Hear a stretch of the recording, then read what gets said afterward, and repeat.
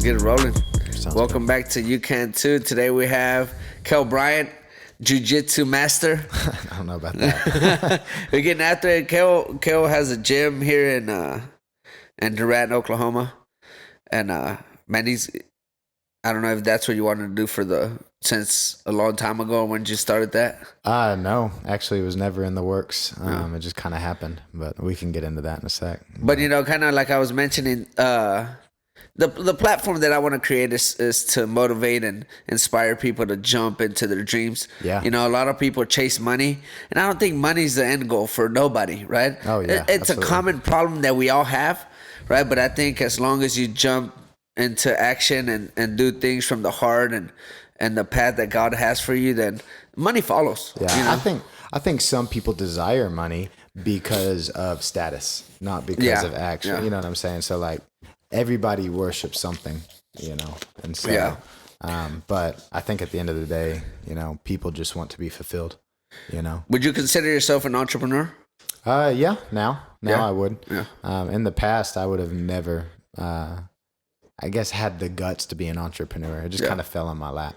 But I was so unhappy with the situation I was in that I was willing to do whatever. You mind if we hear about that? Yeah. I mean, we can start from the beginning. I don't know how far back you want to go. We got all the time. Yeah, man. but I know how busy you are. Yeah. I mean, I cleared my day, man. I'm open. I appreciate it. 6-hour podcast. Yeah.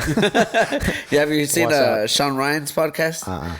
He's like a Navy SEAL and he's got like 13-hour podcast. Oh, really? Yeah, I don't know how people. I mean, he's really popular. He's got great topics. Yeah. But yeah, no, that's crazy. I know Joe Rogan pushes it with some 3-hour ones. Yeah, I know. And those are. But I listen to podcasts at like 2 speed. That's what it is. Yeah, no. So my story is really complicated. A lot to it. I'll start basically just being younger, right? When I was a younger kid. Grew up in a pretty emotionally abusive house. Yeah. Like my dad was I talked about how people worship things. My dad worshipped people's views of him, like how people saw him. And that affected everything, like with how he dealt with us as kids. It's me and I have 2 sisters, an older and a younger. And so like there was always a ton of like, hey, you have to look this way, you have to act this way, everything, I remember one time as a kid, I wore basketball shorts to school and my dad, he like was screaming at me in the car because of how unprofessional I looked. Yeah. I remember like going to school crying, like just grew up in like not the best environment for a kid. So I lay out that framework, not for like a pity party or anything that. No, for sure. But just so you can kind of understand my views going into my decisions as an adult, And so like always growing up, my dad was like, hey, you're going to be a doctor. My mom was a PA or a physician's assistant. So we were always in medical. And so for him, it's like he wanted that my son's a doctor. Yeah. Like, look how successful my family is. Because my dad came from nothing. Like he came from the household where his dad would take all of his money whenever he was working in high school and stuff. So my dad came from nothing, became pretty successful. And then it was like, hey, this is exactly what my kids are going to do, everything that's going to happen in their life. And so my plan was be a doctor. So super strict in school. I was really afraid to mess up in anything because I didn't want to piss my dad off, And so graduated valedictorian in my high school, like was going to school, all these things. Like I was, presidents of all these clubs, everything. Decided, med school is what I'm going to do. Yeah. I'm going to come back to Antlers, Oklahoma, which is where I'm from. I'm going to own this clinic and I'm going to be the most like respected like Doctor. And a lot of that was brainwashing from my father because that's what I had always been told I was going to do. And so went to school here at Southeastern around my junior year, which in Southeastern, I got around some really good people, just some really strong believers, starting to hear some of their testimonies and things that they would talk about. And it's like, wow, I've never seen people like on fire for the gospel like this, And so a lot of my perspective started changing. I started growing up, I started maturing and really just being on my own. I started seeing what I wanted, and so about my junior year going through school, I was like, man, I really don't know if I want to do this medical school thing. Shadowing doctors, they were always miserable. They were working a ton. They never saw their families. Yes, they made decent money, but is that really the life that I wanted, just to have some respect, And so at that point I was wishy-washy, but I didn't know what else to do, so I just finished school. And so just kind of halfway, I just did the MCAT, didn't really care about it, and didn't do great. I did okay, like enough to meet minimums to get in, but didn't really care. And so decided, okay, I'll apply for medical school. And I did I was on a mission trip in China. I filled out, and we were there for 3 months. A Christian mission trip? Okay. Yeah. I lived in China for 6 months total. Oh, that's awesome. Yeah, and so we did a lot of really cool things over there. But that's a whole nother story. Has nothing really to do with this. Yeah. But yeah, I was in this coffee shop in China, and I filled out the medical school application in like 45 minutes to an hour, which is crazy. I have a really good friend of mine that's applying to medical school right now, and he spent like 2 months on the application. Oh, really? And so for context, so it's like there's a lot that goes to it. And I was just like, no, like get this done. I don't really care. And so surprise, surprise, I didn't get in. And I, especially in that time, I thought just having good enough grades and like my background would get me in. So I didn't really even try. And so I was like, man, I didn't get in. So it's like, okay, well, I have a year of space. Like, do I really want to go to medical school? Is that really what I want to do? And I was like, man, I really don't want to do this. And so I didn't know what to do. So I just worked for a bit. Me and my wife had just gotten married, and she was still at school at Southeastern. So she had about 2 years to finish up school there before we did anything. And so I just worked. I waited tables. I worked at a bank, did some other things. But in the meantime, I was like, I don't know what to do.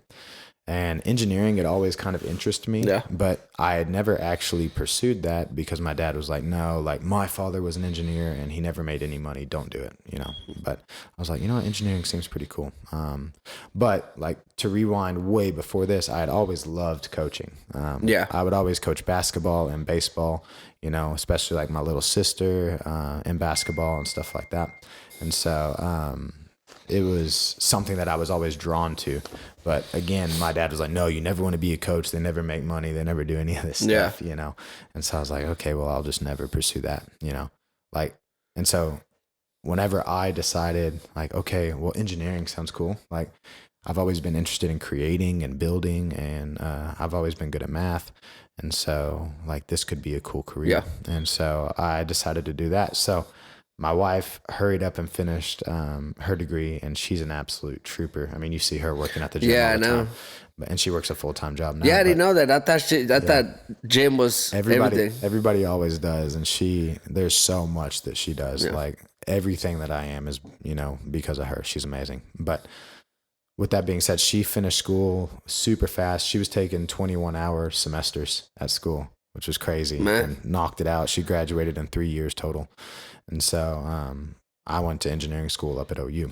And so when I started engineering school at OU, I was really interested in jiu-jitsu. I had been following it for a while, all these things. And so the first year I went and visited one place and just talked to the coach. And I didn't really like the coach, so I didn't go back. And then about 6 months later, I was talking to one of my neighbors, and they were like, hey, yeah, my kid does jiu-jitsu just right up the road at this place. I was like, oh, that's awesome. I've always wanted to go. So I looked up the schedule, and I went and tried out a class, and I just fell in love with it immediately. Now, let me ask you this. How old are you? At this point, I was 26. How old are you today? Now I'm 32. Okay. Yeah. And so I was 26 when that happened. My son was just born, my first son.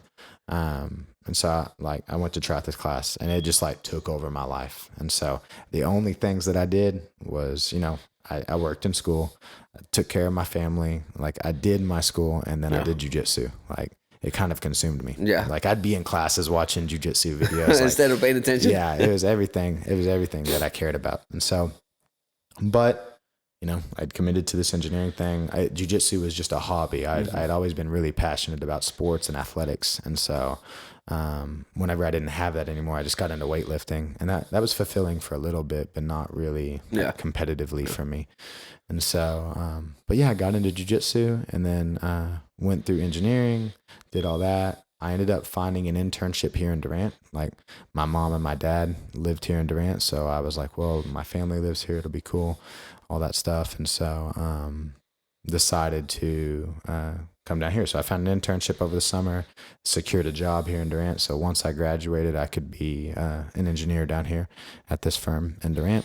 And So did that. So I graduated, moved down here, literally maybe about 6 months before I graduated. My family, like my mom and dad, had like this catastrophic breakup. There's a lot to that story. I don't really want to get into that too much, but yeah. So it's like I was moving down here to be close to my family. Yeah. You know what I'm saying, and my wife's family too. Not discounting them; they were a big. Is part your of it wife also. from Mantlers as well? No. So my wife, their family's from Atoka, Okay. and her parents are in Colgate, and they're great. Like we have a really good relationship with them. But it was like it sucked moving back home to be with our families, and then my family just imploded basically. And so so moving back here for that. So I just say all that to add context to the story. But moved back here for engineering and start doing that, and so. The place I'm working at seems hopeful at the beginning. Like it was a cool place at the beginning. But then a lot of like truths about this place and everything that was happening there. Yeah. And so, I won't say his name just out of respect for him, you know, but, Egos, big egos. Yeah, absolutely. And so, for me, it was just miserable. I was working about 60 to 70 hours a week consistently. And it's like, I did all this, to support my family and be with my family. And now I'm working Monday through Friday. I'm having to come in on Saturday and Sunday and get things done. I'm never seeing my boys. I'm seeing them for like an hour a night and that's it. Yeah. I was like, man, this is miserable. And with this amount of time, like I didn't have time to really train. So I started a morning crew at my house at 6 a.m. just Monday through Friday we were training. And so I'd wake up at 6 a.m. I would train jiu-jitsu for an hour with my guys. I had about 6 guys that would come and train. And then I would go work usually till about 7 or 8 o'clock at night. I'd come home, see my kids for like 30 minutes. I'd go to bed. And then I'd have to get back to bed so I could wake up, at 5:45 and go again.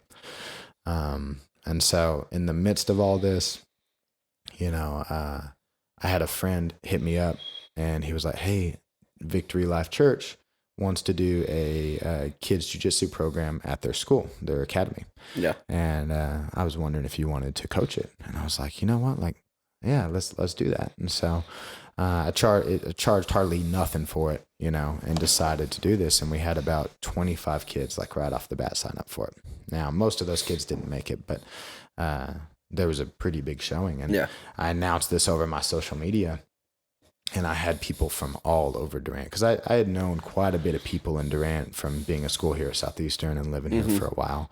I was here in Durant for about 7 or 8 years total before we moved, and just made a lot of connections. And everybody was hitting me up like, hey, can I bring my kids? Hey, can we come train? Like all these things. And I was like, wow, okay, yeah, let me see if we can do that. And so I talked to Victory Life Academy, which is Legacy Christian School now.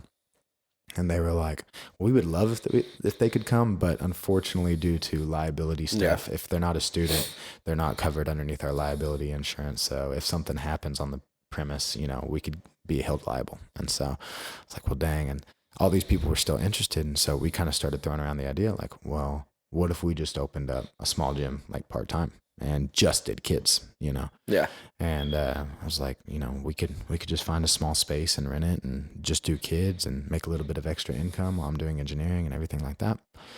And so we agreed to do it. And me and Derek, the guy, originally were going to open up the gym together. But then after time, like, talking with him and everything, it's like, hey, if we're actually going to do this, it's not going to be profitable at all if just both of us are doing it, and so like it's just going to be more of a mess. And so and he was really busy with a lot of his stuff too, and so I just decided to do it. Well, we get to the point where we're about to announce and we're like, okay, just going to do kids. And then we're like, well, why don't we do adults? Because at this time I was just a blue belt, and I mean, I was good at jiu-jitsu, but I wasn't like amazing or nothing like that, I knew more. I was probably about purple belt knowledge level, but I was a blue belt at the time. And so I felt inadequate teaching adults. And so we were like, well, we'll go ahead and just decide to teach adults too. And if it takes off, it does. If it doesn't, that's fine. And so we went ahead and announced that we were going to open up a gym. And like within like 2 weeks, we had already had just a ton of people hit us up. And they were like, hey, we want to come train. Like, people were already signing up. There's pre-registration and everything like that. And so it was really just kind of crazy how it worked out. And so it was very overwhelming, and we were like, well, crap, you know, I was going to do engineering and this. Now there's no way, you know?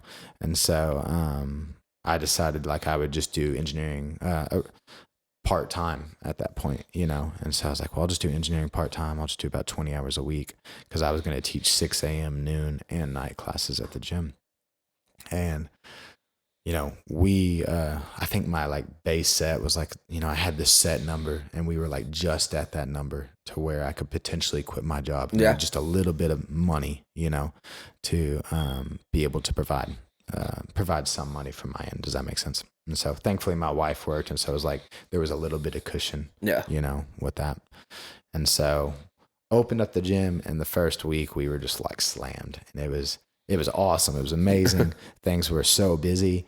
And I remember like going back and forth. I would go teach class, and then I would go to the office, and then I'd go back from the office and teach class, and then I'd go back to the office. And I remember coming home to my wife and being like, I don't think I can do this. You know, I don't think that the gym will actually be successful if I don't just jump into it and commit full force.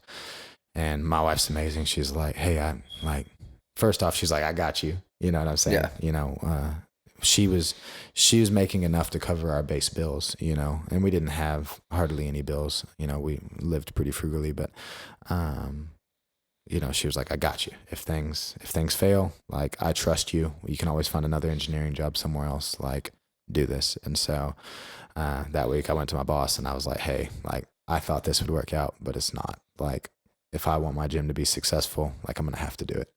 And so I quit that week, you know, and any animosity? I'm sure there is towards him. Yeah. You know what I'm saying? But at the end of the day, man, he was just not a very good person. Yeah. You know what I'm saying? I don't like burning bridges, and I've never once burned a bridge in my life, probably with the exception of that, you know. But yeah, it just is what it is, you know. But like, I had given him plenty of notice about the gym and everything like that. But I was just working part-time at that point. He already knew I was going part-time. And so it was like, hey, I'm not going to be able to do this, you know, because the gym took like, whenever you're opening something, you always think it's easier than it's going to be. Yeah. You know, I'm sure you thought this about the podcast. I'm sure, I'll just talk, not understanding all the editing you have to do, all the promotion you have to do, all the, you know, equipment you need, how expensive it's going to be, you know. And that's exactly what happened with the gym. I was like, oh, it'll be easy. I'll just teach class, you know. And there's so much more. You teach class and get paid, huh? Yeah, exactly. Yeah. Well, I mean, I didn't really care about the getting paid as much. Like, I needed to get paid since I wasn't working, you know, to provide, and we needed a gym space, you know. When we first opened, you know, I think I spent about $20,000 out of pocket to open up the gym, and then, you know, our bills were close to around like $3,000 a month when we first opened. But we kept it like, that was very frugal, you know, like that was bare bones, like things, and so bare minimum, like, trying to make it. Yeah, absolutely. Make it happen. So, well, that was my estimated cost. You know, once we started operating, I realized how expensive it actually was, and so many things that I never anticipated. You know, it's like, oh my gosh, like we have $12,000 that we spent this month, you know, like on bills, like, and then I'll have people being like, hey, why can't you just give me free membership? I'm like, you don't even understand. Like, $20,000 has come out of my bank account this month, you know. Yeah, man, I feel bad now, because I remember when I first started, I'm like, hey man, what about veteran discount? Well, I mean, that's cool, and I love doing those things, and I love helping people out, and I have given people free membership and stuff like that, but you know, like, you don't realize how expensive all this stuff is until you really jump in it. And that was I was using money as an example because that's easy for people to understand. Sure. But at the end of the day, like, there was so much more time commitment and, you know, emotional stress and everything that was wrapped up in this thing. Like, you know, I never realized how anxious of a person I was until I opened my own business, you know. Well, you know, one thing, you're talking about time and stuff like that. One thing that I learned from this mentor that you know, he says you got to pay to play. And I agree, right? I think it's true. But at the end of the day, man, when somebody comes to you and requests, and I see this now, when somebody, say I come to you and say, hey man, teach me everything you learned in jiu-jitsu for free. Yeah. Right? That costed you a lot of time, a lot of headaches, and a lot of juggling of other external factors. That it might be a slap in the face. Yeah, you know, here's the thing. I love jujitsu so much. Like I did that for a long time. Yeah. Whenever I was in the gym, whenever I was in my garage teaching people, I didn't make anybody pay. Yeah. Because I just wanted training partners, and I just loved it so much. I wanted other people to love it too, you know? And so, yeah, but I quickly learned with that, first off, if you don't make people pay for things, they don't value them. Exactly. Like, at all. Yeah. They don't put enough skin in the game. Yeah. I would literally hit people up all the time, like just athletic guys that I knew that I enjoyed being around. And I was like, hey, like, come do jiu-jitsu with me. Like, it's free. There's no catch. The only thing you have to do is come train. Like, it's a blast. Like, I'm not benefiting from this at all, other than I just get to spend time. Yeah, I just get to spend time with you, and we just train together. But it's even more of a sacrifice on me because I got to take all this time to teach you and like all these things. And so, you know, we consistently had like 4 to 6 guys. Yeah. You know, we had probably about 40 people altogether come to my garage. But at the end of the day, people didn't want to wake up, or they didn't value it, you know?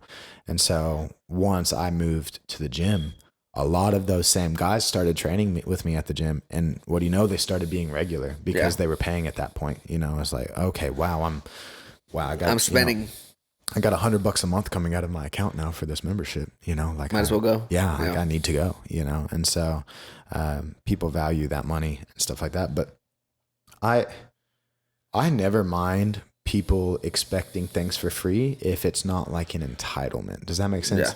Like if I have somebody come to me at the gym and they're like, hey, I want to train with every part of my being. I want this so badly, and I can't afford it. I genuinely can't afford it. I will clean your toilets. I will mop the mats. I will do all this stuff. Like, I will be your best student. Please train me. Like, I would train the dude. Yeah. For sure. You know, or girl, whatever. But I got the answer now. Yeah. Right. Right. Yeah. If you're watching this podcast. But, and that, you know, like, if people really had the heart to train, like, I would let them train. Yeah. You know, just because, you know, first off, I want to love people well. And if someone genuinely can't afford it, you know, like, I would want to help that person out. Yeah. But you'll get a lot of people that are just entitled, and they're like, hey, why should I have to pay? You know? And I'm like, well, hey, you don't understand that my base bills are $8,000 a month, you know, like for me, that's just operating. That's just nothing. Base, you know, that's not improvements. That's not maintenance. That's not anything like that. And so, you know, people expect this, and it's so funny because people think I make so much money. They'll like see, you know, they'll see the amount of people I have. Exactly. They're like, oh, wow, you have 30 people in this class. They start your membership, crunching numbers. Yeah, your membership's $120 a month for adults. You got 30 people. Okay, wow. So you're making, you know, this much a month. Yeah. You know, and so we might, you know, that money might be coming in, but that's not profit, you know? Yeah. And so it's funny to see the intricacies of a business. Yeah. Whenever, you know, you're there. I kind of want to go back to the beginning part of this. Cool. You're a man of faith, right? Obviously, we've established that. How has the Lord influenced this? Yeah, your decisions. Absolutely, man. I think there's so many ways. Like, you know, I talk about jiu-jitsu a lot just because it's easy to talk about, you know, but obviously, like, I'm a believer before I'm a jiu-jitsu practitioner, you know. And so my heart, my desire has always just been to love people well and just share the gospel with them, you know. Like, I know what Christ has done for me in my own walk and my own, like, testimony. And so it's like, that's always come first. Yeah. And I truly feel, I'm not being prosperity gospel right now, so don't take that. But I truly feel that's why the gym has been so successful, because I genuinely just want to love people well, you know? And so, like, and that's what I meant, like, with that analogy of, like, if someone really wanted to train, like, you know, I don't care about the money, you know, we need the money, but I don't care about the money. But yeah, man, that's been such a big thing. And we have a lot of people that aren't believers in the gym, you know? And that's great. Like, it's funny because, like, our name is Kingdom. Like, people know I'm a believer. I'm very outspoken that I'm a believer, you know, but at the end of the day, like, if you're not a believer, like, that's great, you know, like, I want you to know, like, all the good that, you know, Christ has done for me and how much he's changed my life. But at the end of the day, if you choose not to believe that, like, I'm not going to hate you. You know what I'm saying? Exactly. Like, you know, I'll still continue to love you. Like, Ryan, you know, one of my best friends, he wouldn't mind me using him on this podcast at all, but like, he's not a believer, you know, and he's one of my best friends. And we always have good conversations about, you know, things that he believes in, things that I believe in, you know, stuff like that. And again, he wouldn't mind me using his name. Yeah. But like it's cool to see how just God has influenced people through the gym. Mm-hmm. Like jiu-jitsu is such a hard thing, you know. You've done it, you understand. Like you're literally trusting your life with someone. Yeah. I'm trusting that if you're choking me, when I tap, you let go, Yeah. you know? And so it builds an inherent trust there. And so like it causes really deep friendships, you know?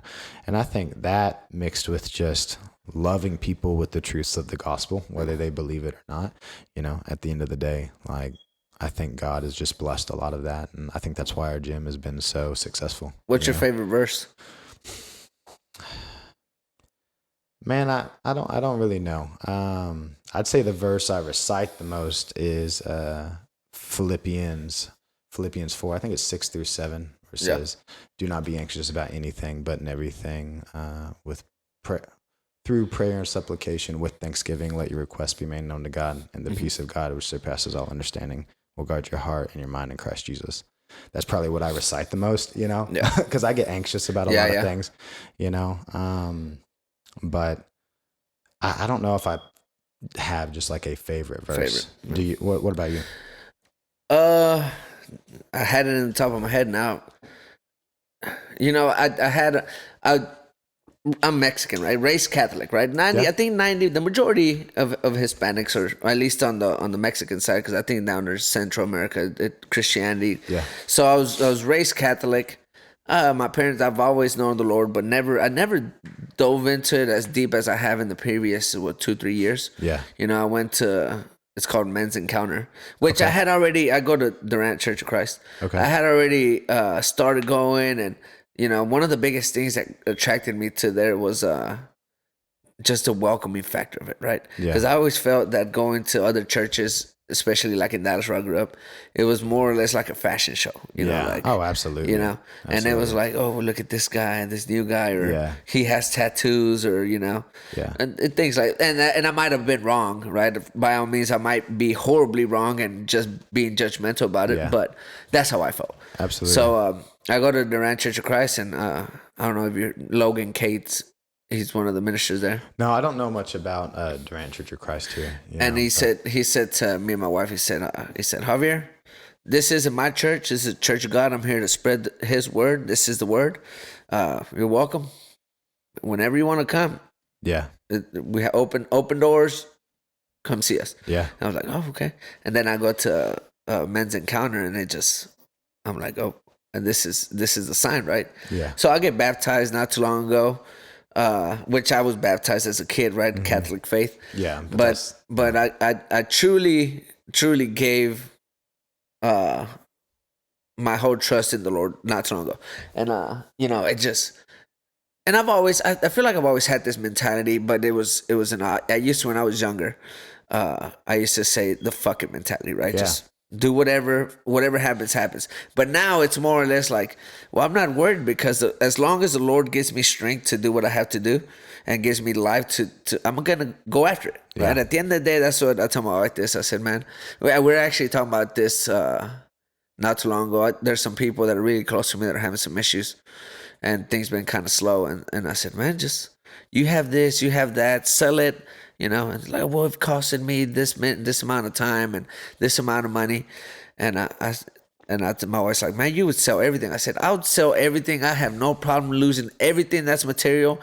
If I had $1 billion and I lost it today, I would have no problem, as long as the Lord gives me the strength to live another day. Yeah, absolutely. You know, and I think that's really what's been carrying me through a lot of because, man, it gets, you know, like you said, the operating things and the stress levels, you know, you might think you're going to clear one day, and a lot of people could cave to money problems, monetary. And I was like, man, as long as we're able to breathe, it doesn't matter.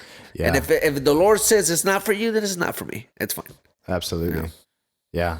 I mean, especially, I'm sure, you know, having a military background too, you know, because you said you're kind of in that fuck it mentality, you know, I'm sure having that background, Yeah. It probably led to that too. Yeah. I mean, but, in boot camp, I'm tell you about the story. I used to go to church just because that was a time that nobody messed with you, right? When you went to church. Yeah. Nobody messed with you. And then I ended up singing on the choir in boot camp. There's in the Marine Corps boot camp in California, there's like a San Diego side, and then you go to phase 2, which is up by the rifle range in Camp Pendleton. And there's the church up there. I ended up on the choir somehow. And the priest, it was a Catholic sermon. The priest would give candy. Nobody had candy. I mean, it was hard to get candy. Every Sunday we'd go sing and he'd give candy, and I said, well, that's the only reason why I used to go to church, Yeah. But man, I think, and nobody's perfect by no means, but I think the Lord has really opened my eyes to just not, like the verse you said, not worry about it, your anxiety. If you really have faith in the Lord, there shouldn't be no stress. Yeah. But I mean, at the end of the day, we're sinful. That's what I have to constantly remind myself of that. Like, the gym has exceeded everything that I ever anticipated. Yeah. Like, for me, it was just, when I first started, it was just hey, I'm still going to do engineering and we'll just do this on the side, and then it just blew up into what it is now, and so, I think what happens with me, the reason I get so anxious is because I love it so much. Yeah. It becomes an idol in my life a lot of times. Yeah. Where, I have a lot of good intentions with the gym, but like, I enjoy my job so much. I love coaching kids. I love coaching adults. I love everything I get to do. I love seeing my boys grow up in the gym. I homeschool my kids now, so I get to like be with my boys all day long, and then do jiu-jitsu at night. And so a lot of times I get to the point, it's like, man, I enjoy my life so much right now. Okay, I'm anxious about losing it, Like, what happens if COVID happens again, or something else happens again, or whatever, And so a lot of times I'll start getting really anxious. Overthinking. Yeah, and then I have to get to the point where it's like, hey, like, what was this like originally? Like, at the beginning, I only 50 people was good for me. You know what I'm saying? And so, I think the big thing with that is always having a clear purpose, man. Yeah, absolutely. Because in the entrepreneurship manner, there's always people are like, oh, well, he's killing it, but they don't see bank accounts. They're just you might be like this today, and then tomorrow it's this is the line, and you're down here. Yeah. And to me, whatever your purpose is, like this, if God gives us 1 million viewers with this podcast, I'll be blessed. And if it gives us one, and one person listens to your testimony, it's like, man, you know what? I'm gonna go do jiu-jitsu. I'm struggling. Yeah. I'm gonna go do jiu-jitsu, and where they're getting choked out and they forget about all their worries, and they're like, you know what? This is the great feeling. I'm gonna do it again. Oh, absolutely. I'll be satisfied. Yeah. My mission has been accomplished for today. 100%, dude. Yeah, I think that's a great outlook, and it's something that we're forgetful. Yeah. I think constantly reminding ourselves of that. I think that's a lot of wisdom in there for sure. I asked somebody not too long ago. I said, man, why do you want $1 million in your bank account? And he said, I just want it. And I said, man, Luke, who's a good friend, told me this not too long ago. He said, man, you hold that money like this, nothing comes in. Yeah, you don't lose it, but nothing comes in. Yeah. You open your hand, you might lose some, but a lot may come in. You open up, and I think if we find our purpose and then we go for it, as long as we have the strength. Yeah. Yeah, and at the end of the day, for me, it's never been about money. You know, like, I need money to operate. Like, so I'm not exaggerating when I say this. Every dollar that I have made at the gym has been put back into the gym. Like, I have made nothing. I'm actually negative, on things. We have some really big announcements coming up. But it's like every penny I make, I keep pouring back. Yeah. And so, we're not ready to announce this stuff yet, but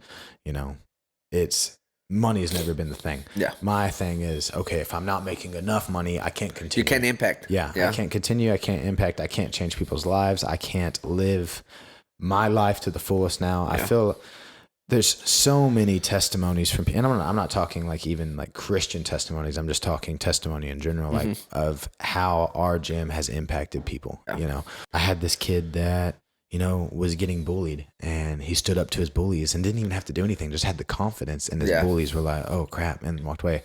I've had other kids that be playing at recess, and some kid comes up and like does something to them, and they take them down, get them out, and they're like, hey, like leave me alone, and then the kid goes off crying, you know. And I've had countless stories of that where kids' lives have just been impacted. Like my thing as a kid, I was always smaller than everybody else. I was always, because of my background with my dad, you know, I was always so afraid of being embarrassed, because my dad too, like my dad was this awesome wrestler that moved to Antlers, you know, whenever he was. And so where was he from? He's from Mustang. He wrestled up in by Mustang. Oklahoma City. Yeah. Okay. So there's a Olympic champion named Kendall Cross that he wrestled with. And, you know, my dad, stories from my dad and from other people, you know, would always talk about how good he was at this. If it was just my dad saying it, then I'd be like, I don't know, but like other people. But like, I came from a super athletic family, like on my dad's side. Like my uncle was drafted to the Phillies out of high school. Like my aunt played basketball here at Southeastern. You know, like my dad was crazy athletic with a lot of things. And so I came from that. So I always felt like I had to live up to that promise, especially growing up in Antlers, Oklahoma, where everybody knew my family. And so I was always super timid and afraid to be embarrassed. So I was always really afraid of conflict, because I didn't want the potential of people like not thinking I was good enough or things like that. And so for me to see that not be an issue with these kids that I'm training, like they're building confidence. Not only are they like getting fitter and stronger, but they're actually learning how to fight. And that's usually, for young guys, that's usually the biggest thing. Like, do you feel confident enough to stand up for yourself? And seeing these kids be impacted with this stuff, and like they're confident to stand up to these people, and even if they're bigger, even if they're stronger, they can hold their own.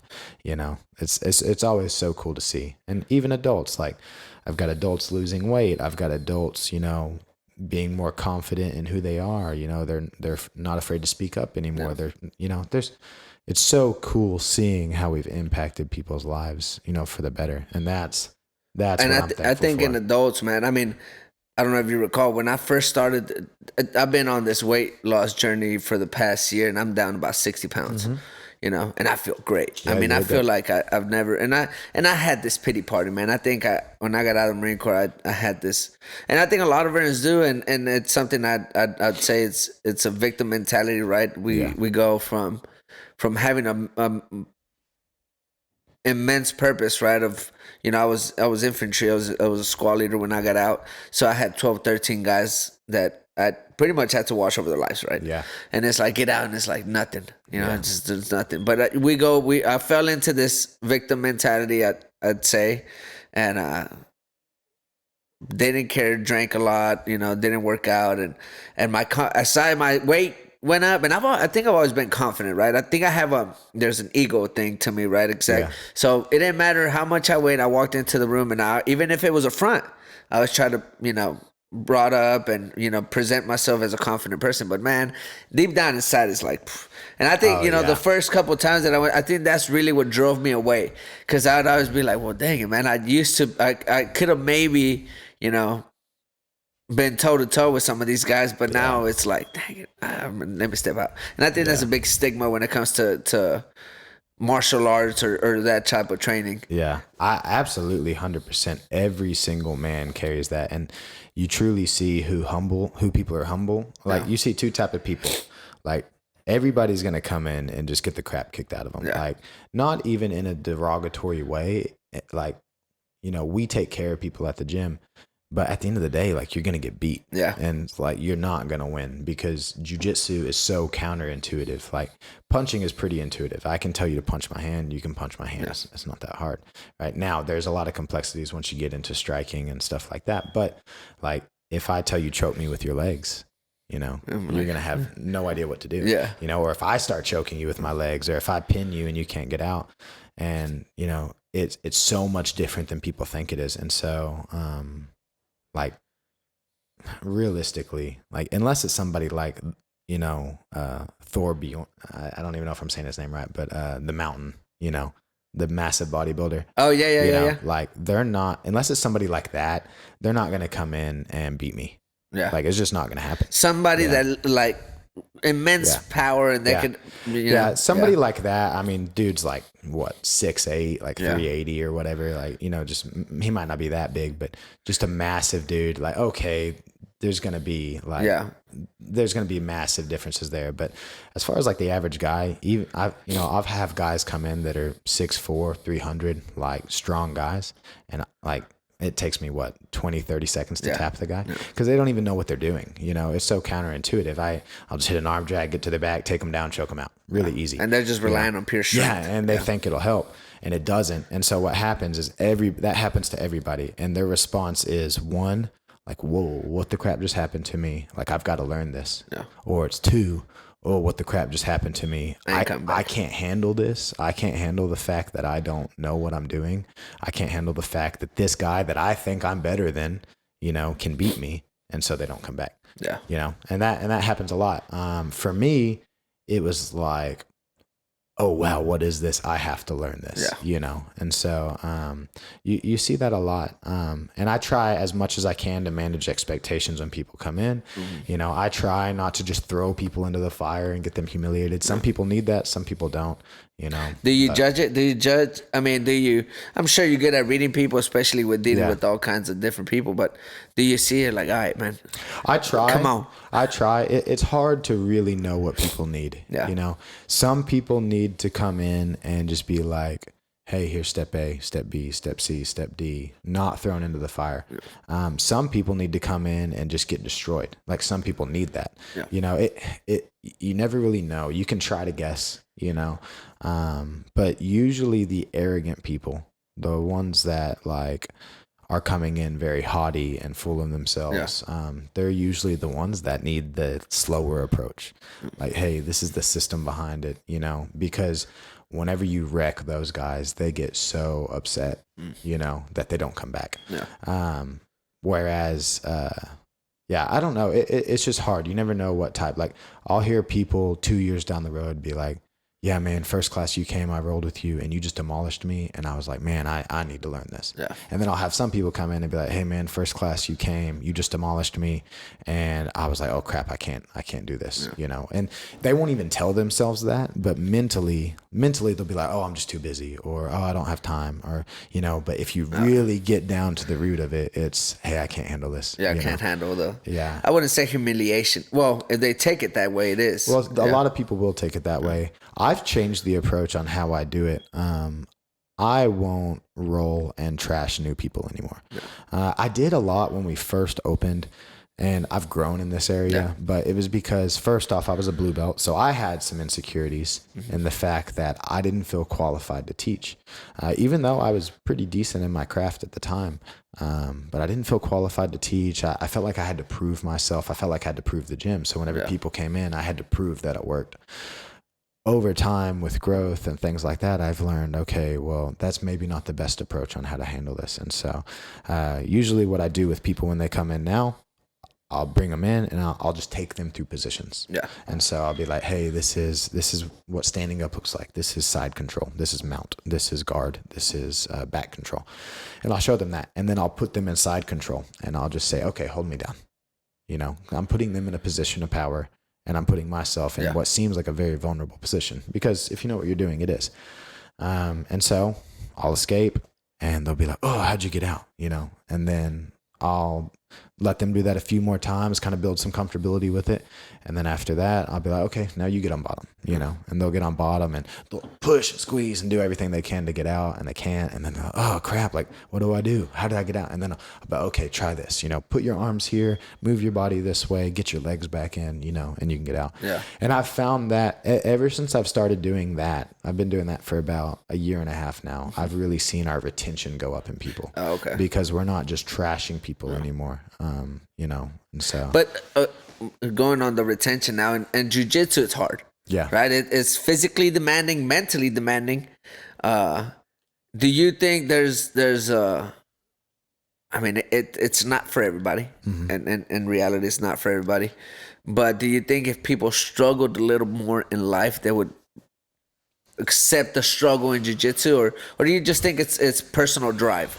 I think we're getting to the point in life where life has been so easy for so many people for so long.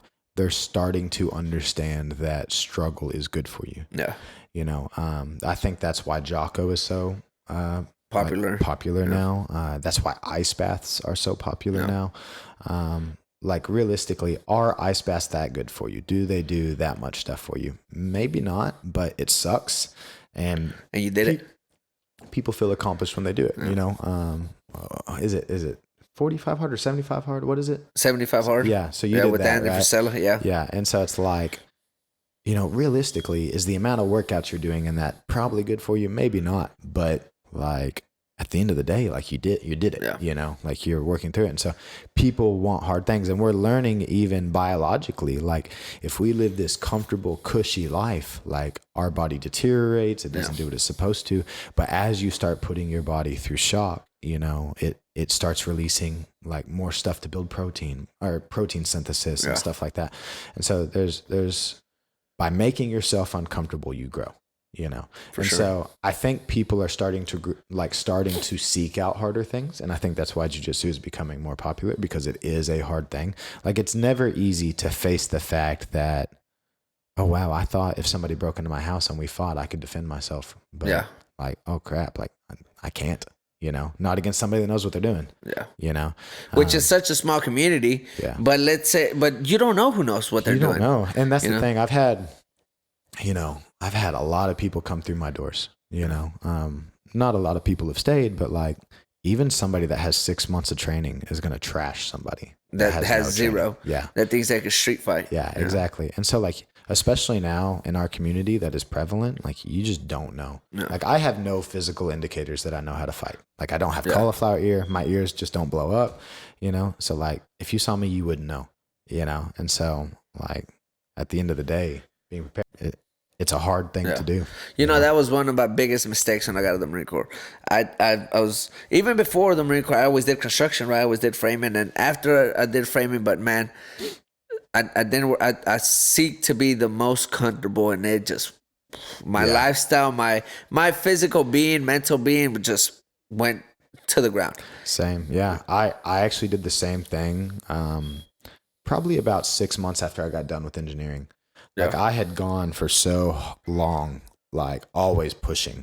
Full throttle. Yeah. Like when I was in school at Southeastern, you know, doing school full time, studying all the time, like studying 3 or 4 hours a day, you know, working, all the other stuff I did, you know, whenever I was in engineering school, having my family, studying all the time, like everything I did. And so when I was in engineering, working all the time, doing jiu-jitsu, I was going all the time. Yeah.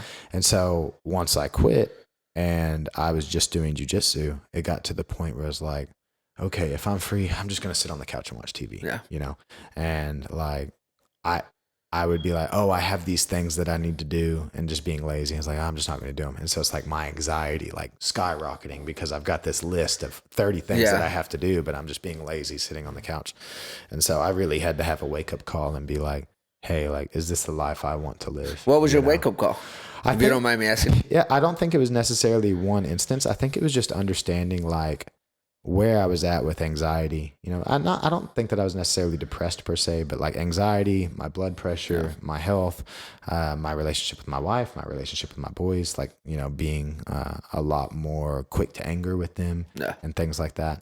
And so like, I think a lot of that, you know, with unpacking a lot of things with my dad, like I haven't, you know, had contact with my dad for, I think like 4 years now, you know, so like unpacking a lot of those things. And I think it's just kind of let me to sit still. And then one day I just was like, hey, is this who I want to be, you know?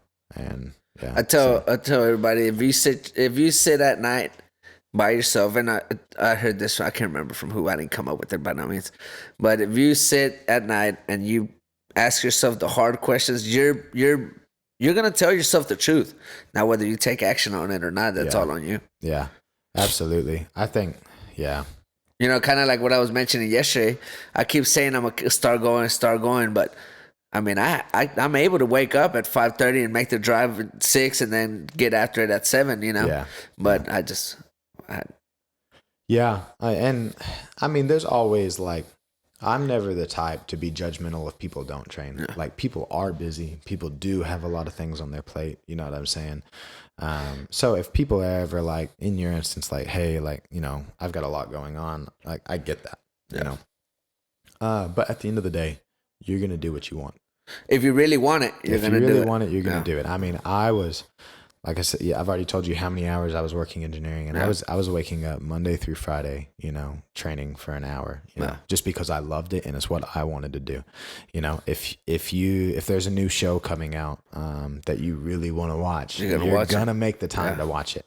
And at the end of the day, people don't want to hear that answer though. No, they want to hear. It's very uncomfortable. Yeah, that's 75 hard. That's what when I do 75 hard, it highlights my my snooze. You know, because when I'm killing, I might do 30 days and then of just sloppy, right? I'm doing my last workout at midnight because I failed the whole day. And then the next day it's like, okay, I'm going to get up, and I get up early, do a workout, and I'm done with the whole checklist by like 10. Yeah. And it's like, well, I mean, it just shows that I'm just not organized enough and I don't have the willpower to get it done. Yeah. But I mean, it's all, discipline is something, you're not born with it. You have to create it. Yeah, you know? Absolutely. And I think just because you're disciplined in one area of your life doesn't mean you're disciplined in every area. Exactly. You know, I think some people think like, you know, oh, I'm disciplined here, so I'm disciplined everywhere. Yeah. And some people are good at that. Like one of the most disciplined guys that I know is Derek Hines, was the guy that I did a podcast with before.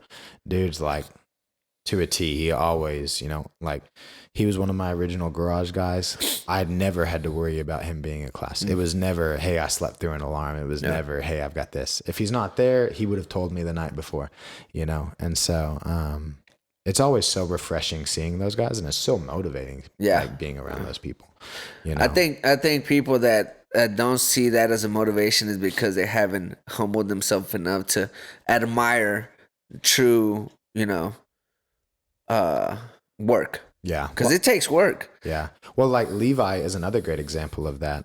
He helps coach kids classes, you know. Do you know who I'm talking about? No. Got the handlebar mustache. He helps me coach tots and kids and everything like that. Big jacked guy. Oh, yeah. Always. Actually, I just started following him on Instagram. Yeah. Well, he's got a great YouTube channel. He's got a great Instagram, everything. And his motive behind everything is the same as yours. Like, hey, I might not have thousands of viewers, but if I can just motivate one person to change, you know, or whatever. But like, he's another guy that's super disciplined. Like, if he says he's gonna do it, he's gonna do it. And his entire channel is about that. Yeah. You know, he used to be called Firehouse Fit.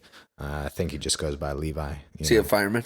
Yeah, he's a fireman in Garland. But dude's super motivated, and it's really. He's in Garland and lives up here? Yeah, he lives in Oklahoma. I won't say like where he lives. Out of respect for him, but he travels to Garland. Okay. You know, he works 1 on, 2 off.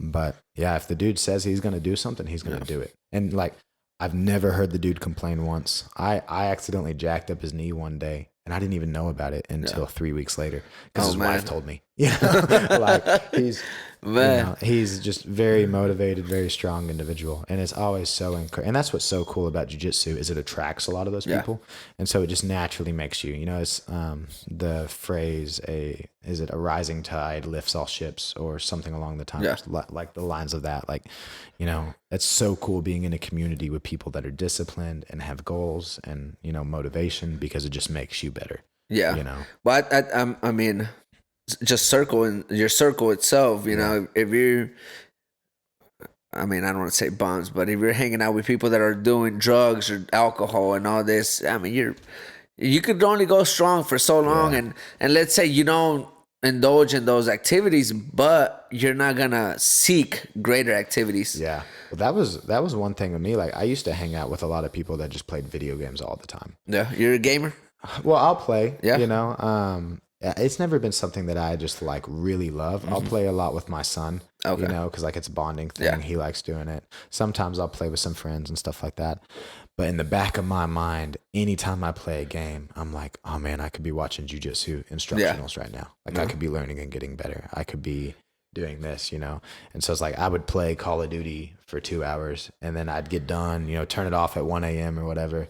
And be like, man, like I could have learned something. Yeah. I could have been that much better at jiu-jitsu. Or, oh crap, man. Like this like nemesis that I have in jiu-jitsu is probably studying right now. And so it's like, I'm always like, oh, I gotta keep going. Like this guy that beat me at this tournament was probably studying here, you know? Well, you know, that mentality is what has kept me from, I'm going on about a year without drinking a single drop of alcohol. I don't drink. Awesome.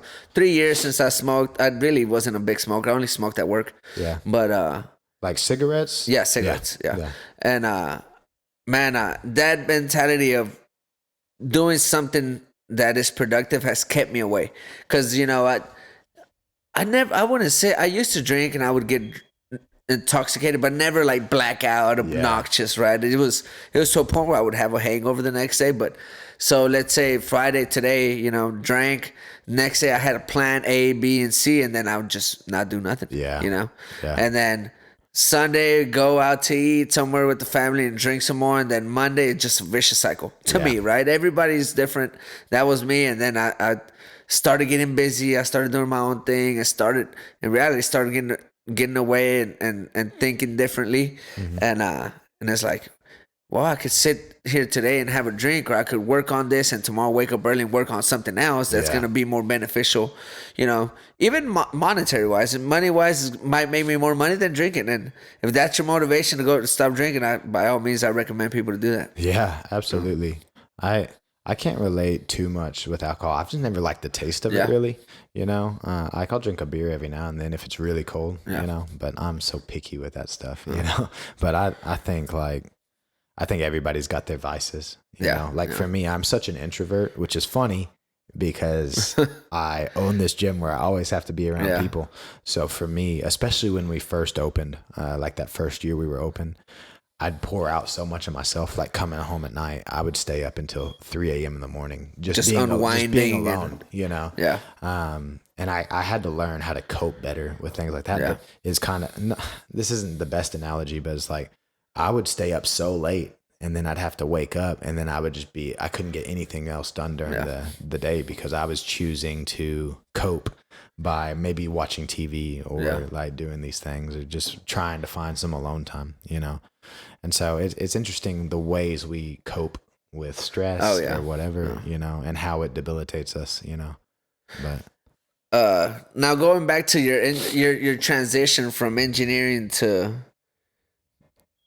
full-time jiu-jitsu. Yeah. I mean, how was that? What would you say were the key factors to say, you know, cause that's like I mentioned, that's really what I want to push on people. Okay. Well, not push on people, but I mean, everybody has a different struggle. If it's a vision you have, I mean, at the end of the day, go for it. What's going to happen? What's the worst that could happen, right? Let's say, for example, me, I do construction. I go try to build this custom house that it's a great opportunity and I fail. Mm-hmm. I just go back to doing what I did before. You know, I think Joe Rogan said that or somebody like that. It's like, what is there to lose except for the great opportunity that you might gain so much? Yeah, absolutely. There was a lot of factors that went into the original planning, but one thing that stuck with me the most that I think people would benefit from is it takes like extreme unhappiness to force change. Yeah. So many people will sit in this mild unhappiness and it's moderate. It's not that bad. So they're not willing to do anything to actually grow. Oh man, I hate my boss. I hate this job, but hey, I don't really want to change. I don't want to look for a new job. So I'm going to stay here. And so getting to the level of uncomfortability, you know, in your life to where you're willing to, okay, I can't handle this anymore. I've got to make a change and recognizing that. And that was the big thing with me. I was so unhappy at my job, you know. There was a few guys that I worked with that I really loved. Yeah. You know, I really got along well with them. They were good encouragers for me. And they left. You know, and then once they left the job, because it was a toxic work environment, once they left the job, I was stuck with people that I couldn't stand, you know? And so I was like, first off, I'm working a ridiculous amount of hours. Yeah. I'm getting paid crap money. You know, I was making 65,000, you know, like a year. I wasn't making hardly any money as an engineer at the time. Now I got a little bit of raise over time, and I had the potential to earn a lot more in the future as I gained experience. But for me, it was like I was so unhappy. I was like, something has to change.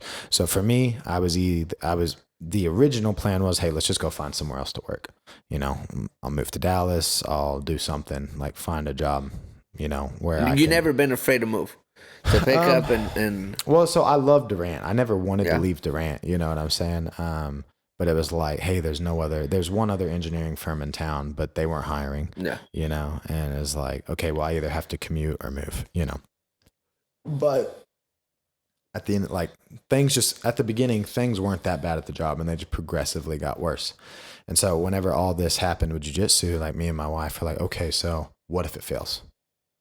Like, the first place that I rented, the rent was $1,650 a month. The little spot on Main. Yeah. So, $1,650 a month. And, I don't know. Actually, I don't know if I was supposed to share that price, but it's okay. She sold the building, but we can cut it off if we need to. No, it's okay.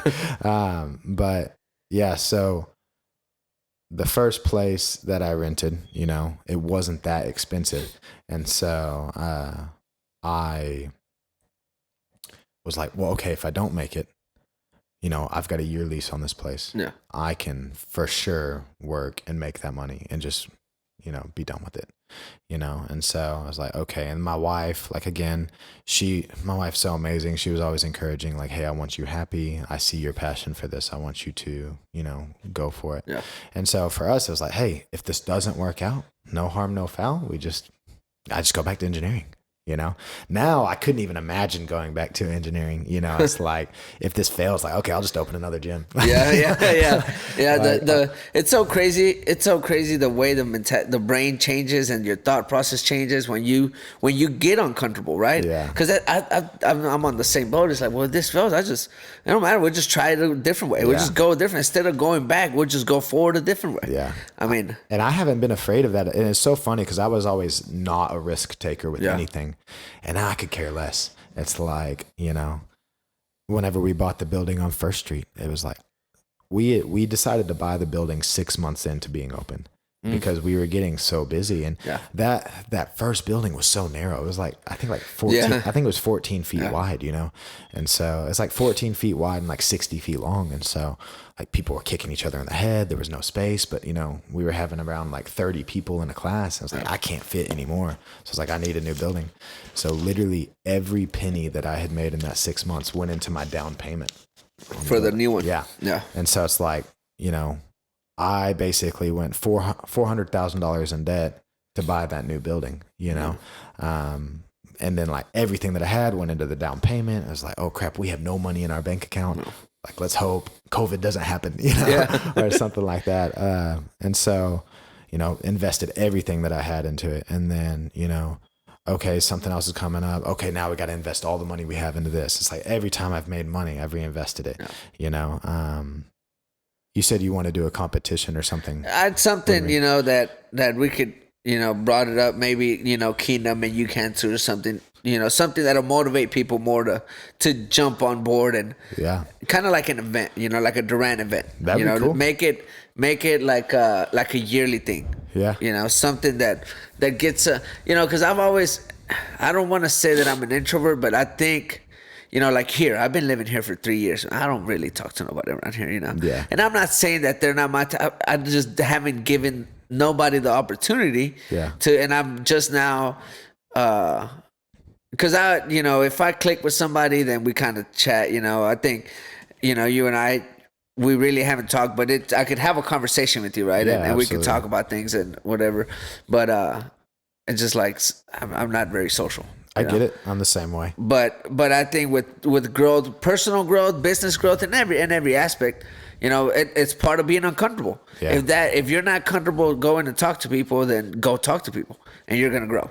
Yeah. And I think that's where I'm kind of leaning towards, getting out there. And me and my wife were talking about this the other day because we lived in Terrell, Texas, and we had the only neighbor that was a friend. He was about 70 years old.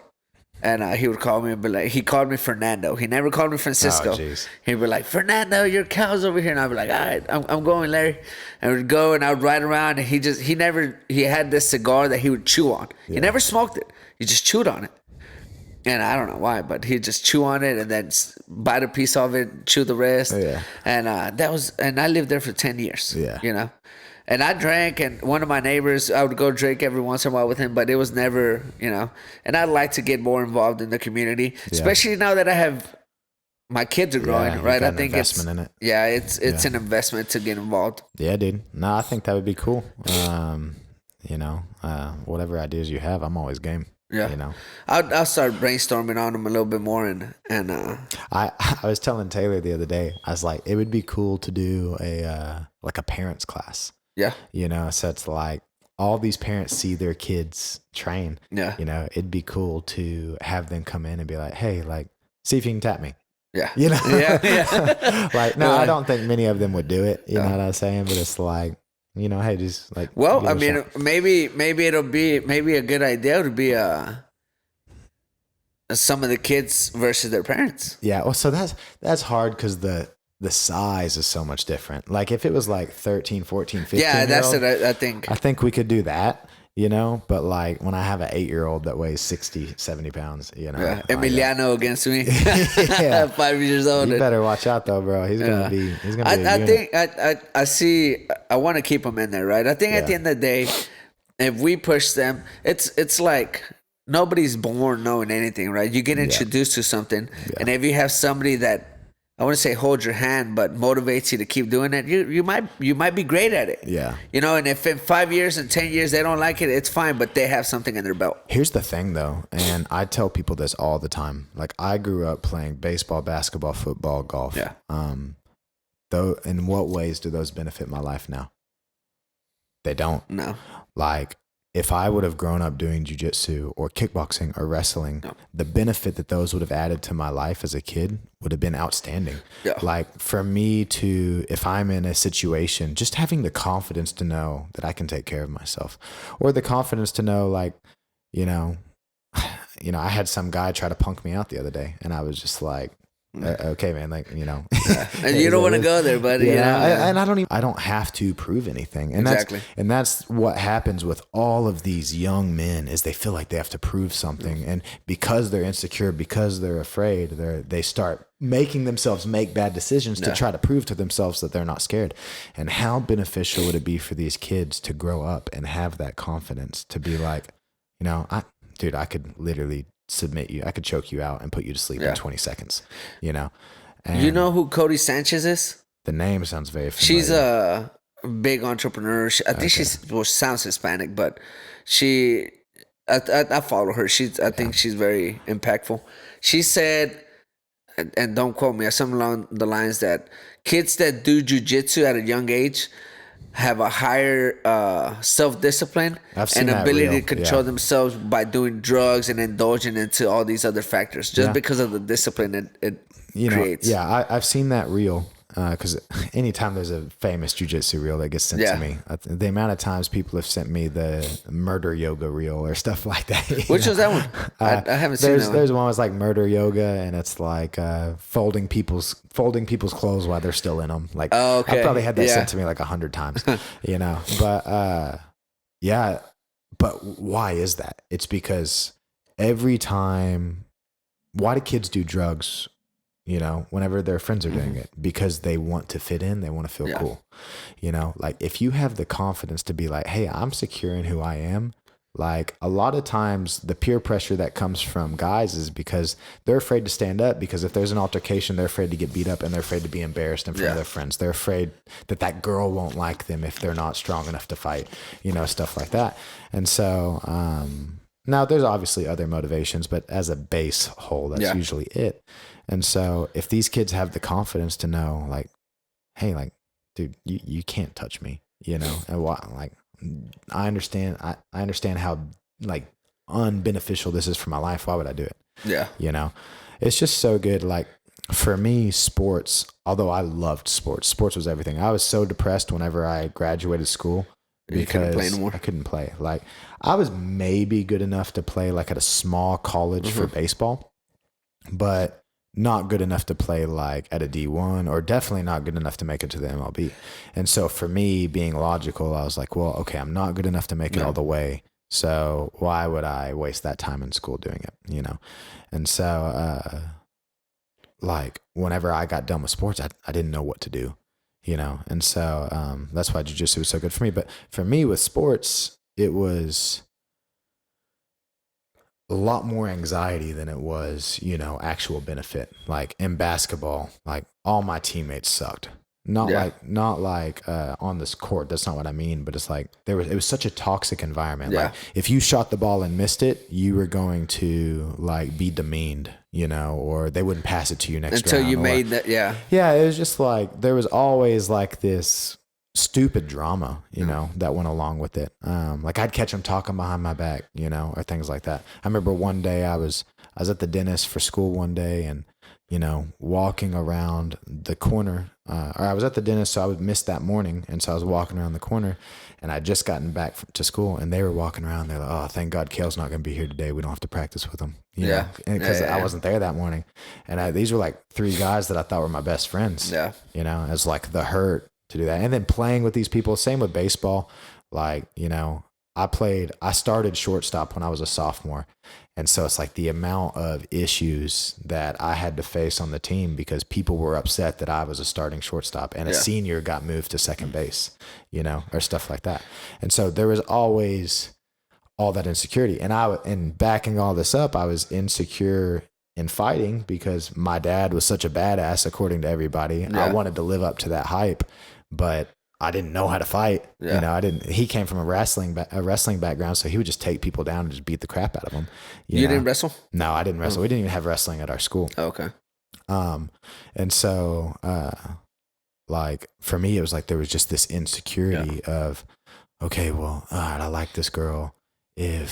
If I get beat up, she's not going to think I'm cool. Yeah. So it's like, oh, I just got to avoid, you know? And so there was always so much anxiety with those sports. And so jiu-jitsu is so freeing for me because first off, I'm learning how to fight. Like there's not a single person that I went to high school with that could touch me. Yeah. You know what I'm saying? Yeah. Like, and I'm not some person that like sits in my basement, like, oh, I'd beat all these people up in high school. Yeah. Like I could care less about those guys. I'm just using it for context and showing like, how I struggled as a kid, and now as a man, you know, I have the confidence to just be myself. Like, I think jiu-jitsu truly brings out who you are. You see some people that are just dicks, you know, and they get good at jiu-jitsu and they're even more of a dick. Yeah. You know, it's like, I've always cared about people. I've always wanted people to feel loved and feel welcome. And like, I think that's why, you know, our gym, like it has that environment. A lot of people feel that. Oh, definitely. You know what I'm saying?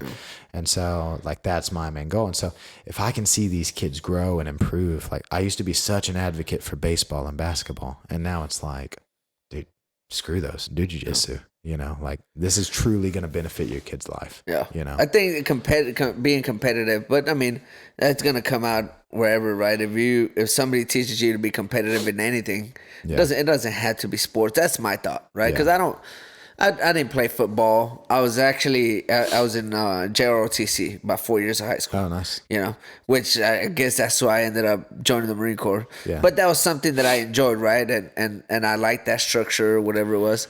And so then I did swimming. Yeah, you were the nerdy military kid. Huh? Yeah, sure. Yeah. Which, I mean, dude, I'm just kidding. And it was but it was kind of cool because, you know, it ended up being in a cool way because we ended up running the program. Yeah. You know, the I can't remember what they were called, but the instructor or whatever, he didn't care. Yeah. I mean, he was at a point where he just wanted them so he could live out his retirement, and he was older, and we did whatever we wanted. Yeah. I mean, I have a buddy who's a cop right now in Dallas, and I'd text him like, hey, come get me out of class. Say we're going to some competition or something. Yeah. And he'd go get me out, and we just miss the whole day and just run around and you know. And but it was good, and then I was actually gonna join the Army. You know, I was gonna join the National Guard, and I just couldn't go because my birthday's in June. Oh, yeah. And they're like, well, they had this thing that you could join the Army, National Guard, and go to basic training your between junior and senior year, and then you did the rest after. Yeah. And then I couldn't do it, and I met the Marine Corps recruiter. He's like, oh, man, you're going to be, you know, you got JV, you got varsity. you want to be JV for your life, or you want to be a varsity? I said, all right, varsity it is. You know? Yeah, absolutely. Yeah. Yeah. But man, I think competitiveness has to come. It don't matter where you go if you're competitive. If somebody helps you be competitive and teaches you, because even my dad still frames, and I tell this to everybody. You know, if you look at this house, you'll do the ceiling on one side and the ceilings on the other. When you frame it 2x6 or whatever it is, we would sit there and he would take one side and I'd take the other. And every time he beat me, I'd be like, man, you know, until eventually I beat him. But I think just. So yeah, let me retract a little bit.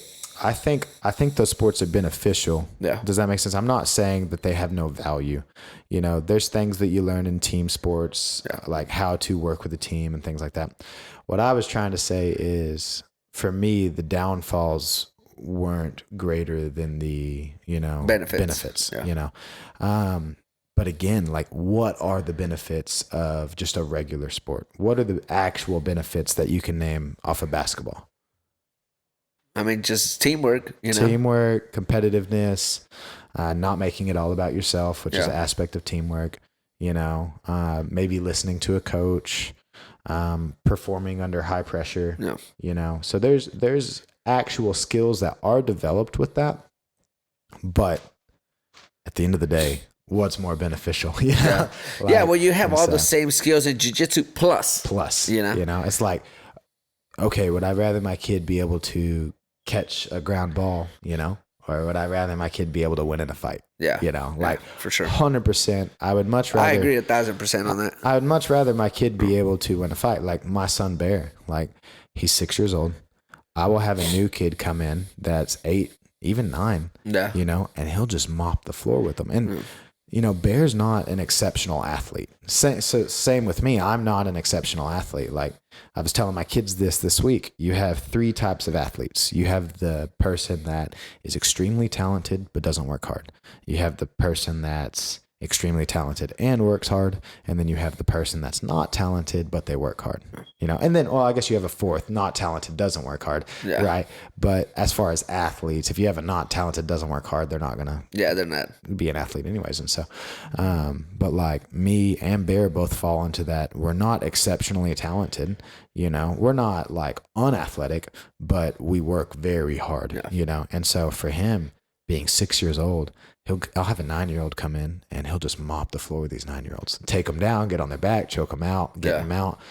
And then the 9-year-olds will be mad and all this. And like, it never helps whenever they find out that he's 6 years old too, you know? And so it's like, and he carries, I mean, I'm sure that a lot of it has to do with the way you're raising him, but I mean, he carries himself very well for a 6-year-old. Yeah. Well, he's very hard on himself too, but, cause he looks up to all these 10-year-olds or all these adults, and he expects to be as good as them. And I'm like, bro, you're 6 years old. Like, chill, you know? But I mean, think about it. Think about the thought process of a 6-year-old being hard on himself. Yeah. And that just screams maturity. Oh, absolutely. You know? Well, so like, he'll lose a match, and I've really struggled with this because, like, I've never once placed expectations on him, like verbal expectations. I've never been like, hey, I expect you to beat this kid. You better win. You know, you better win. Like, every time he's lost, I'm like, dude, you did such a great job. You tried so hard. You worked hard. You know, it's always been about like congratulating his work ethic and everything like that. And so, but still, he'll lose. Like, one of his friends will choke him out or whatever. He'll cross his arms, stomp his foot, like walk. And I always get him in trouble because it's like, you're not going to act that way. But he sees these people that he looks up to, and he wants to be respected. Like, he has such a big deal about respect. Like, I try hard to respect my kids, but if I ever like disrespect him, like I'm not saying like as a father, I'm like, oh, like, you know, whatever you want, but like, let's say I embarrass him in front of one of his friends, you know what I'm saying? There's I like to, you know, like I tell my, and I'm sure just being tactful, right? Yeah. You know, if Ethan's 13 now, if he's doing something, I'm not going to go and be like, hey, you idiot, or something like that. I'd be like, hey, man, you know, whisper, like, I said, hey, don't be scared. I mean, you're going to get hit. Just go for it. Yeah. Like, okay, Dad, I'm doing good. Yeah, you are. But just, you know, I wasn't going to be like, you better do that. Like, yeah, absolutely, man. I think it's been great conversation, you know? Yeah. I mean, we can just wrap up now, but I think as a whole, like, you've got an awesome podcast, you know. Thank you, man. I appreciate you coming on here. Yeah. And one last thing that I want to ask you. A lot of people would say that jiu-jitsu is very not team oriented. How would you? Oh, I definitely disagree. You know, like, if you don't have a team, you can't grow. Like, I could get a drilling dummy that has no life and try to practice moves, but if I'm not actually getting resistance. So jiu-jitsu definitely is a team sport. You have a team behind you, a team that you train with, and if you don't have good training partners, you're not going to be near as successful. However, though, the beauty of jiu-jitsu is when it's time to actually go, it's just you. Yeah. You know, you have your team behind you, the work that they've helped put in with you, your coach, your training partners, everything. But when it's time to do it, it's just you. And that's one thing that I love about it. Like, for me, I don't have the anxiety of, oh, crap, I'm going to let my team down. Yeah. You know, it's like, hey, if I lose, it's my fault. It's more or less, instead of letting your team down, let's say you lose, your team's going to help you build up to the next level. Man. I've never once had a teammate be like, hey, you suck, dude. Like, I can't believe you lost. And I've never once had a student lose and me be like, man, like, I'm so disappointed in you. Don't show up Monday. Yeah, exactly. Yeah. Now, if I have a student that just quits on themselves and they're like, you know, they're just like, oh, I don't want to, and they just give up. I'd be like, hey, man, I'm disappointed that you didn't that you gave up on yourself because I know you're better than that, you know. But if somebody gives everything they have and they lose, like, you know, we're a team. We got your back. Yeah. You know, we're not looking to be the best in the world. We just want to like get better ourselves, you know. And so, but yeah, no, it's definitely a team thing. You can't do it. No man is an island. That's you know, even individual sports, probably the only potential individual sport would be like golf, you know, or something like that. You could do golf completely by yourself, you know, but and a hired caddy. You don't even have to have a caddy. You can just be your own caddy. You know? Then the last thing, man, I guess is what discipline besides jiu-jitsu and what are your thoughts on mentors? Do you have any okay? So or maybe people you look up to. Yeah, ask the question one more time. What was it? Yeah, that was organized very badly. No, you're fine. How has jiu-jitsu discipline, or how has it helped you make that leap? Right, because at the end of the day, you went from a career to something that you didn't know if it was gonna take off or not. Yeah, you know what was that deciding factor that said, let's say I'm on the same boat, what would you tell me? Hey, man, go for it. Yeah, I mean, I think a clear vision, first of all. Like, you can't do anything without vision, you know? So if you desire something, if you come to me and say, hey, I want to be my own boss. Okay, well, what do you want to be your own boss in? You know? Hey, I want to run my own company. Okay, what kind of company do you want to run? Right? So if you don't have a clear, set apart vision, if it's not something you're willing to speak out loud, like there's nothing there, you know? And so first off, a clear vision. And then secondly, just like, you know, do you have, you know, the resources to make it happen? You know, do you have the skills to make it happen? Do you have the work ethic to make it happen? You know, I think jiu-jitsu is good for a lot of those things because if you play a very defensive game, you're never going to do anything. You have to take risk and look to submit. You have to put yourself in potential like bad positions to get things, you know? And so, I think at the end of the day, like if you're really wanting something, just like if you really want to watch a show, you're going to watch it. If you really want something, you're going to make it happen, you know? And then lastly, don't be okay with just being in status quo, being somewhat happy or just mediocre or, okay, my job sucks, but it's not that bad. Like, if you're not happy with where you're at, no matter how, like, make something happen, you know? That doesn't mean just jump ship just because you had a bad day at the office, but like, if you're not happy with where the course of your life is going, do something to make it different. Yeah. Like, you can too, right? Exactly. You know? Exactly. So, man, well, I mean, we could have ended better. You took my line. No, just kidding. Yeah, it was about design. I mean, you know, just like you did it, somebody else can, and I think that's the name of the game. Yeah. Get after it. And thank you, man. I mean, I think it's awesome because I've been having nothing but like real estate guys, construction guys on here. Yeah, absolutely. But yeah, I mean, if anybody's interested in the gym, our name's Kingdom Grappling. You can look us up. There's not another Kingdom Grappling out there. You can follow us on Instagram, social media. You're starting to do videos too, right? Yeah, we did just a fundamental series on YouTube just so new people come in. I could share it with them and they could at least get a little bit of grasp of what it is, you know, without having to try to search themselves.